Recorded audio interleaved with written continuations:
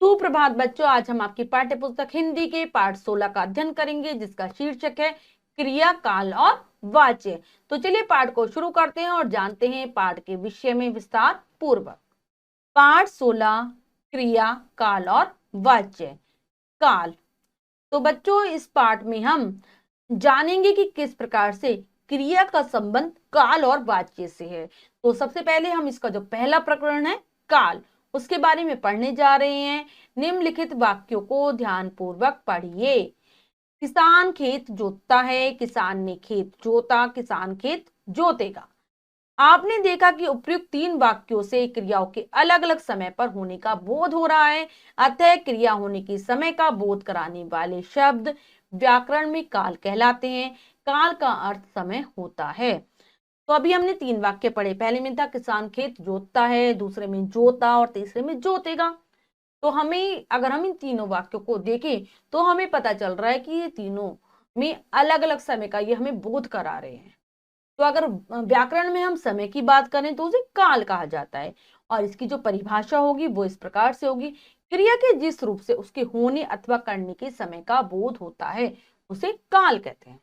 यानी कि क्रिया का ऐसा रूप जो हमें यह बताए कि क्रिया का समय क्या था, क्रिया को होने का या फिर क्रिया को करने का, वह काल होगा। काल के भेद।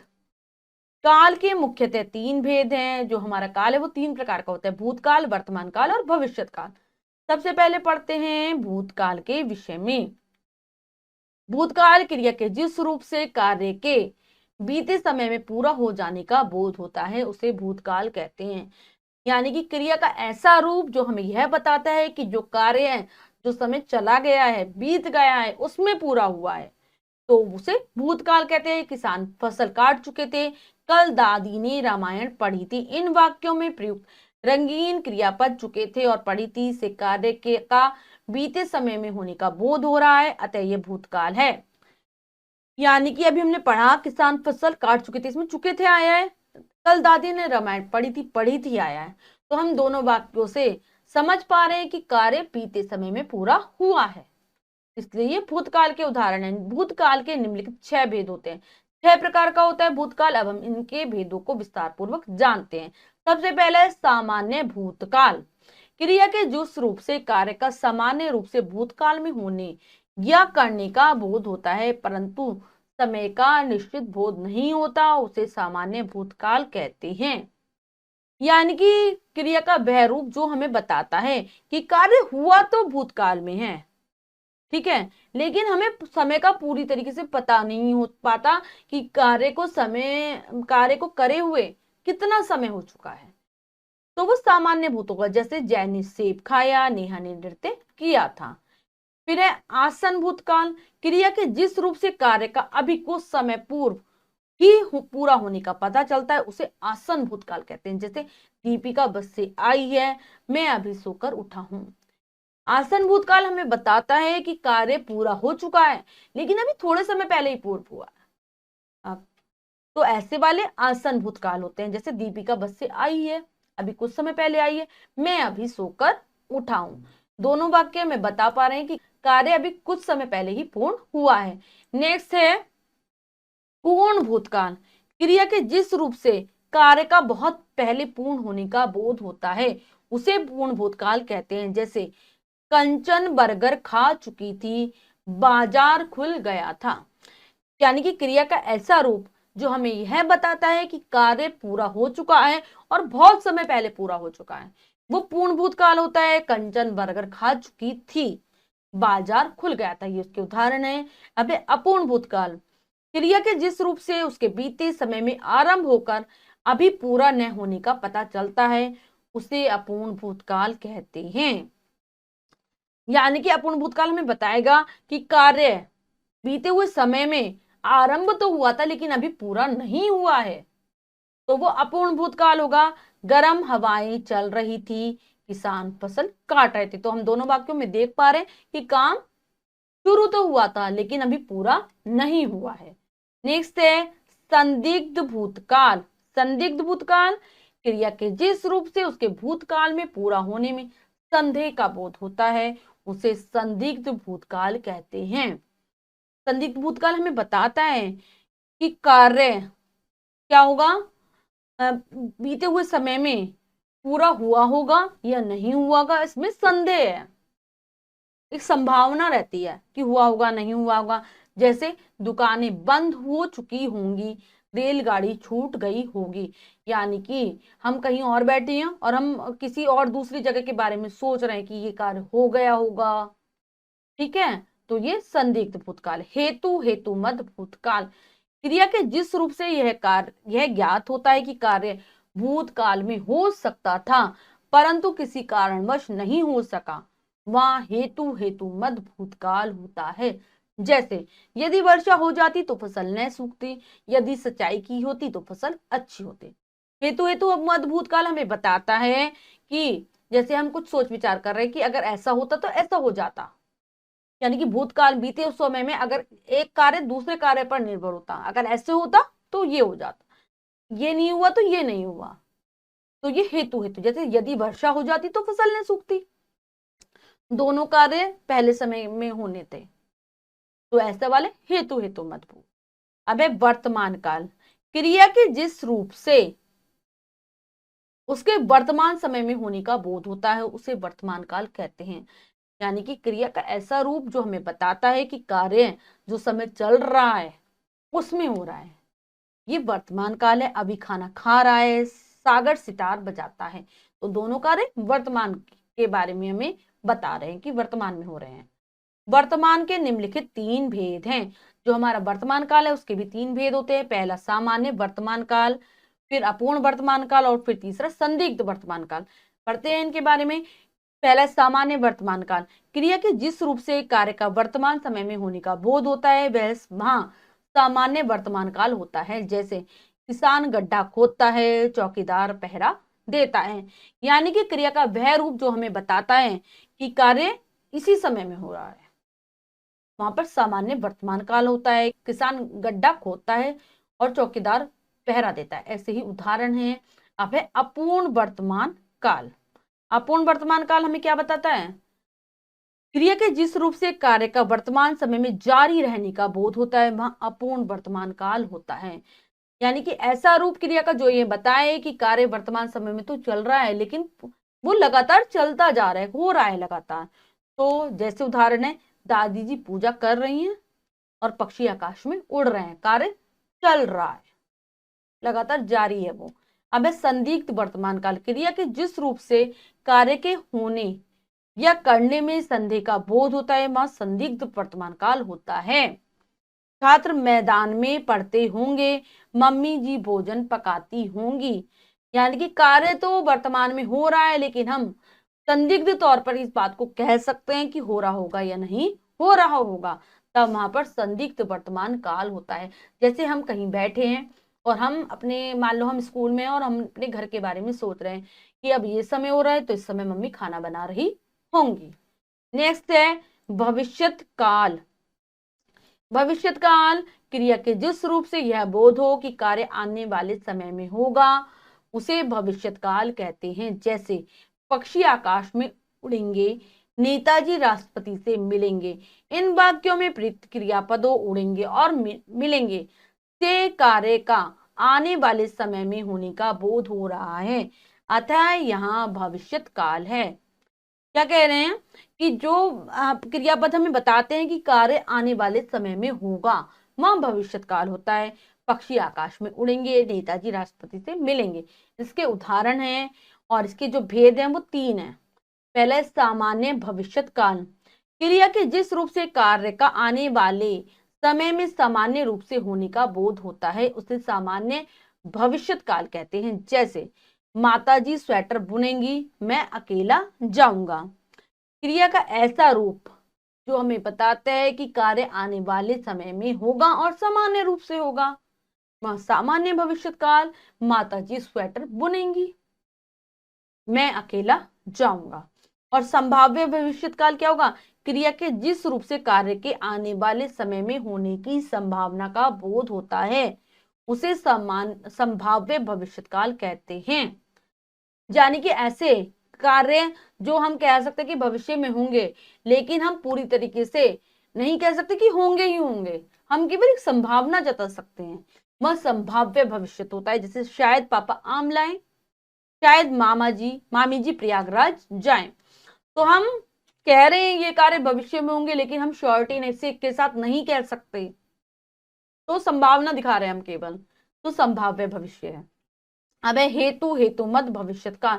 क्रिया के जिस रूप से क्रिया का पूरा होना भविष्यत काल की किसी अन्य क्रिया पर निर्भर करता है, वहां हेतु हेतु मत भविष्यत काल होता है। यानी कि ऐसा रूप क्रिया का जो ये बताए कि एक क्रिया का होना दूसरी क्रिया पर निर्भर है। यदि वह पढ़ता तो अवश्य पास होता, यदि फसल अच्छी होगी तो गेहूं के दाम गिरेंगे। यहाँ पर जो ये वाला वाक्य है इसमें ये होगा, यदि वह पढ़ेगा तो अवश्य पास होगा। भविष्य के लिए हम कह रहे हैं, लेकिन पूरी तरीके से श्योर नहीं कह पा रहे हैं हम। और ऐसे ही है, एक काम का होना दूसरे पर निर्भर कर रहा है, क्योंकि अगर एक कार्य ही नहीं होगा तो दूसरा भी नहीं होगा। यदि फसल अच्छी होगी तो गेहूं के दाम गिरेंगे। तो यहाँ पर भी तो एक संभाव क्या है, कह रहे हैं एक कार्य होगा, अगर यदि फसल अच्छी होगी तभी गेहूं के दाम गिरेंगे। एक कार्य दूसरे पर निर्भर है। तो बच्चों हमने अच्छी प्रकार से जाना कि काल यानी कि समय क्या होता है, उसके कितने भेद होते हैं। अब हम पाठ का अभ्यास कार्य कर लेते हैं, जो है अब बताइए में से। ठीक है, पहला प्रश्न पढ़ते हैं और करने की कोशिश करते हैं। सही विकल्प वाले गोले को रंगिए। प्रश्न में 4 विकल्प हैं, 3 विकल्प गलत हैं और 1 विकल्प सही है। हमें सही विकल्प को चुनना है और उसके गोले को रंग देना है। तो चलिए करते हैं। काल का अर्थ है समय, घंटा, मिनट, महीना। तो काल का अर्थ होता है समय। नंबर ए विकल्प सही हो जाएगा। नेक्स्ट है, काल के भेद होते हैं 2, 3, 4, 5। तो काल के 3 भेद होते हैं। हमारा बी विकल्प एकदम सही है। नेक्स्ट है, चल रहे समय का बोध कराने वाले क्रिया के रूप को कहते हैं भूतकाल, संभाव्य भविष्यत काल, वर्तमान काल, भविष्यत काल। तो चल रहे समय का जो बोध कराता है वो है वर्तमान काल। हमारा सी विकल्प एकदम सही है, लगा देंगे सी विकल्प पर। नेक्स्ट है, क्रिया के जिस रूप से कार्य के बीते हुए समय में होने या करने में संदेह का बोध हो उसे कहते हैं अपूर्ण वर्तमान काल, संदिग्ध भूतकाल, संभाव्य भविष्यत काल, संदिग्ध वर्तमान काल। तो उसे हम कहते हैं संदिग्ध भूतकाल। तो हमारा बी विकल्प सही है, लगा देंगे बी विकल्प पर। अगला प्रश्न पढ़ते हैं। वाक्यों में प्रयुक्त क्रियाओं के आधार पर काल और उनके भेद लिखिए। तो यहाँ पर बच्चों कुछ वाक्य दिए गए हैं, हमें उसमें बताना है कि कौन सा काल है और उसका भेद। सबसे पहले, जय चित्र बना रहा है। पहला है जय चित्र बना रहा है, तो ये हमारा काल हो जाएगा कौन सा, वर्तमान काल।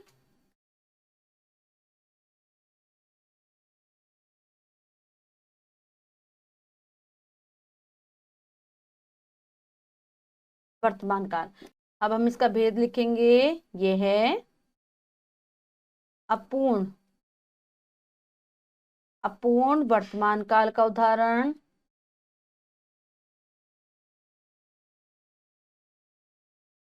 जैसे वे पिकनिक के लिए जाएंगे, तो ये है भविष्यत काल।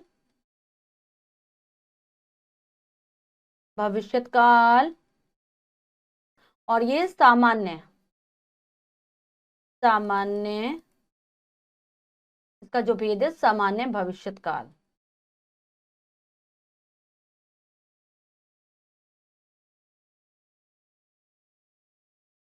नेक्स्ट है, बारिश में मोर नाचते हैं। नाचते हैं, तो ये वर्तमान काल। और सामान्य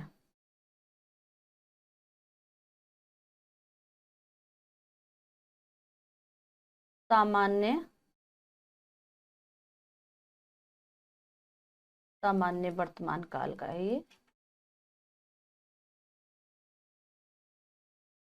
बच्चों ने पाठ पढ़ लिया, तो ये क्या है, भूतकाल।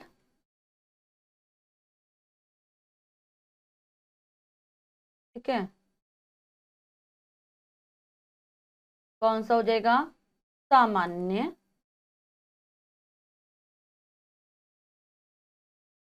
भूतकाल।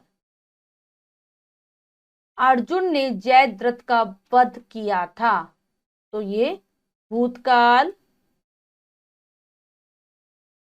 अब हम इसका भेद लिख देंगे, आसन भूत, क्योंकि कार्य को करे हुए बहुत समय बीत गया है, आसन भूतकाल।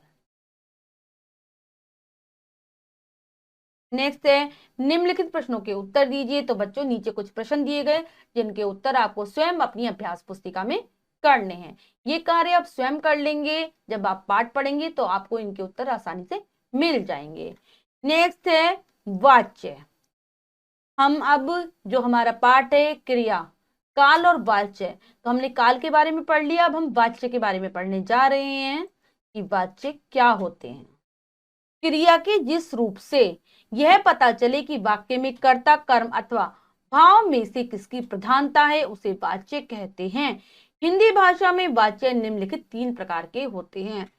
क्रिया का ऐसा रूप जो हमें बताता है कि जो हमारा वाक्य है उसमें कर्ता प्रमुख है, कर्म प्रमुख है या फिर भाव प्रमुख है, इसको हम वाच्य कहते हैं। और हमारी जो हिंदी भाषा है उसमें 3 प्रकार के वाच्य मिलते हैं। तो सबसे पहला आता है कर्तृवाच्य। कर्तृवाच्य में कर्ता की प्रधानता रहती है और क्रिया का लिंग, वचन और पुरुष कर्ता के लिंग, वचन और पुरुष के अनुसार होता है। जैसे लड़के पढ़ते हैं, हाथी चिंघाड़ता है, तुम सत्य बोलते हो। इन वाक्यों में क्रियाओं का विधान कर्ता के अनुसार हुआ है, अर्थात यहाँ वाक्यों में कर्ता की प्रधानता है, कर्म की नहीं, अतः ये कर्तृवाच्य हैं। कर्तृवाच्य में कर्ता को प्रमुखता दी जाती है, उसकी प्रधानता होती है। तो जो क्रिया होगी वो कर्ता के अनुसार ही होगी, जो कर्ता का लिंग है, वचन है और पुरुष है उसके अनुसार ही क्रिया होगी। जैसे उदाहरण हमने देखा, लड़के पढ़ते हैं, हाथी चिंघाड़ता है, तुम सत्य बोलो। इसमें क्या हो रहा है, जो क्रिया है वो कर्ता के अनुसार आई है, कर्म के अनुसार नहीं, तो ये कर्तृवाच्य है। नेक्स्ट है कर्मवाच्य। कर्मवाच्य में क्या होता है, कर्मवाच्य में कर्म की प्रधानता होती है और क्रिया के लिंग, वचन और पुरुष कर्म के लिंग, वचन और पुरुष के अनुसार होते हैं।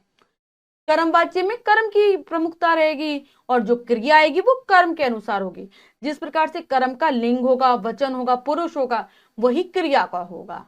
जैसे उदाहरण है, अध्यक्ष महोदय द्वारा मिठाई वितरित की गई, बालकों द्वारा फुटबॉल खेला जा रहा है, खेती किसान द्वारा की जा रही है। उपयुक्त वाक्यों में कर्म की प्रधानता है, क्रिया की रूप रचना भी कर्म के लिंग, वचन व पुरुष के अनुसार हुई है। वाक्य के इसी रूप को, इसी स्वरूप को कर्म वाच्य कहते हैं।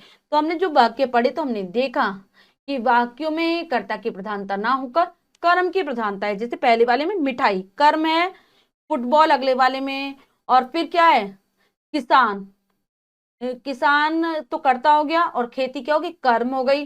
तो हम देख रहे हैं इसमें कर्म की प्रधानता है तो क्रिया भी उसी के अनुसार चल रही है।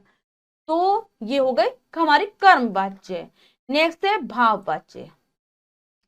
वाक्य के जिस स्वरूप से कर्ता और कर्म को प्रधानता न मिलकर भाव को प्रधानता मिलती है उसे भाव वाच्य कहते हैं। इसमें क्रिया भाव के अनुसार होती है। जहां ना तो कर्ता प्रधान होता है और ना कर्म प्रधान होता है, केवल भाव, मन के जो हमारे भाव है वही प्रधान होते हैं और क्रिया भी भाव के अनुसार चलती है, वहां भाव वाच्य होते हैं। उदाहरण, बच्चे से पैदल नहीं चला जाता, लड़कों से चुपचाप नहीं बैठा जाता, भूख प्यास के कारण उससे रोया नहीं जाता। उपयुक्त वाक्यों को ध्यान पूर्वक पढ़ने से पता चलता है कर्ता और कर्म दोनों को प्रधानता नहीं मिली है बल्कि क्रिया के भाव को प्रधानता मिली है, इसीलिए भाववाच्य के वाक्य हैं। नेक्स्ट है, क्या आप जानते हैं।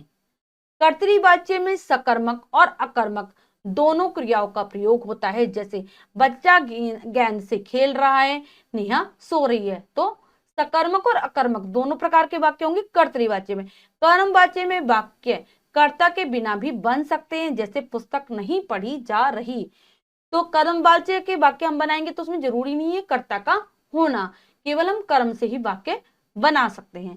भाववाच्य भी कर्ता के साथ तथा कर्ता के बिना दोनों रूपों में मिलता है। जैसे भाववाच्य में भी जरूरी नहीं है कि कर्ता का होना, कर्ता हो भी सकता और नहीं भी हो सकता।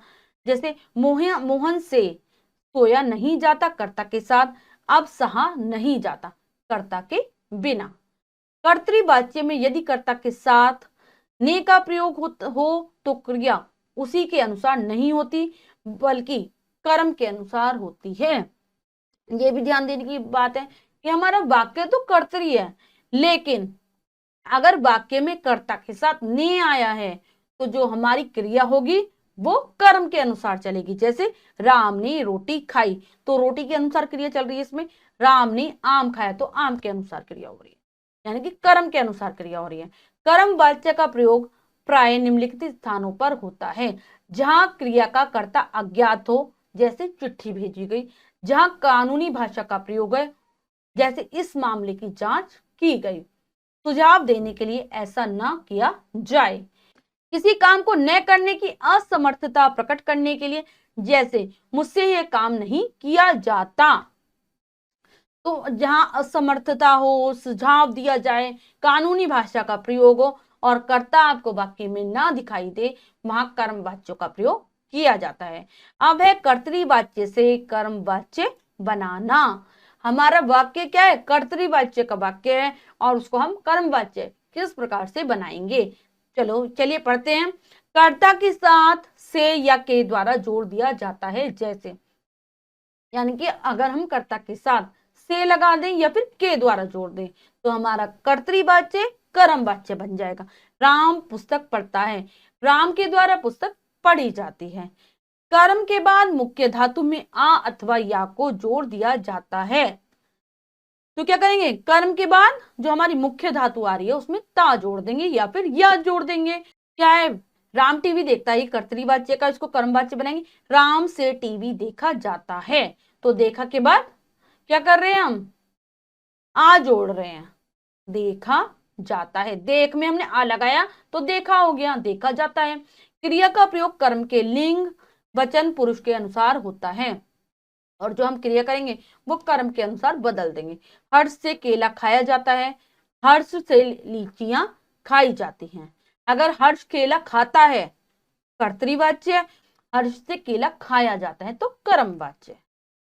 यदि कर्म ने दिया हो तो क्रिया एक वचन पुल्लिंग होती है। घोड़ा दौड़ता है, घोड़े से दौड़ा जाता है। कई बार ऐसा भी होता है कर्तृवाच्य कर्म नहीं दिया और हम कर्तृवाच्य को कर्मवाच्य में बदल रहे हैं, तो क्या करेंगे हम? एक वचन और पुल्लिंग में ये हमारी जो क्रिया है, घोड़ा दौड़ता है, घोड़े से दौड़ा जाता है। कर्तृवाच्य से भाववाच्य किस प्रकार से बनाएंगे? क्रिया को अन्य पुरुष एक वचन कर दिया जाता है, जैसे अनीता से नहीं बोला जाता। जो क्रिया होगी वो अन्य पुरुष में चली जाएगी और एक वचन में हो जाएगी। क्रिया को सामान्य भूतकाल में बदल दिया जाता है और काल के अनुसार जाना क्रिया का रूप जोड़ दिया जाता है। मोरनी जैसे उदाहरण है, मोरनी नहीं नाचती, मोरनी से नाचा नहीं जाता। तो क्या करा इसमें? क्रिया को भूतकाल, सामान्य भूतकाल में बदला और फिर जाना जोड़ दिया। तो बच्चों हमने जाना इस प्रकार से वाच्यों की रचना की जाती है, जहां कर्ता की प्रधानता हो कर्तृवाच्य, कर्म की प्रधानता हो कर्मवाच्य, भाव की प्रधानता हो भाववाच्य। अब हम पाठ का अभ्यास कार्य कर लेते हैं, जो है अब बताइए में से पहला प्रश्न पढ़ते हैं और उसे करने की कोशिश करते हैं। सही विकल्प वाले गोले को रंगिए। तो बच्चों प्रश्न में 4 विकल्प हैं, 3 विकल्प गलत हैं और 1 विकल्प सही है।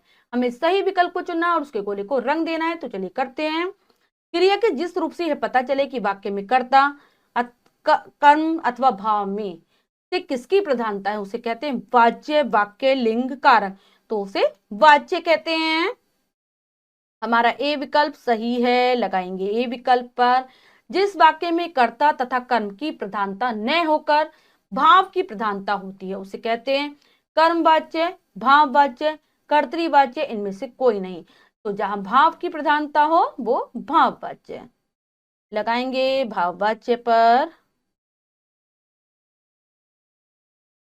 नेक्स्ट है निम्नलिखित प्रश्नों के उत्तर लिखिए। तो बच्चों यहाँ पर कुछ प्रश्न दिए गए हैं जिनके उत्तर आपको स्वयं लिखने हैं। अगर आप पाठ को अच्छे से पढ़ेंगे तो आपको इन प्रश्नों के उत्तर आसानी से मिल जाएंगे। यह कार्य अब स्वयं करेंगे अपनी अभ्यास पुस्तिका में। तो बच्चों, आज हमने जाना क्रिया के अंतर्गत काल और वाच्य के विषय में कि किस प्रकार से काल का और वाच्य का क्रिया पर प्रभाव पड़ता है। आशा करती हूँ आपको पाठ अच्छे से समझ आया होगा। अब पाठ को फिर से जरूर पढ़ेंगे ध्यानपूर्वक और जो अभ्यास कार्य अपूर्ण है उसको पूर्ण कर लेंगे। मिलते हैं अगली कक्षा में नए पाठ के साथ। तब तक के लिए स्वस्थ रहिए, प्रसन्न रहिए। धन्यवाद।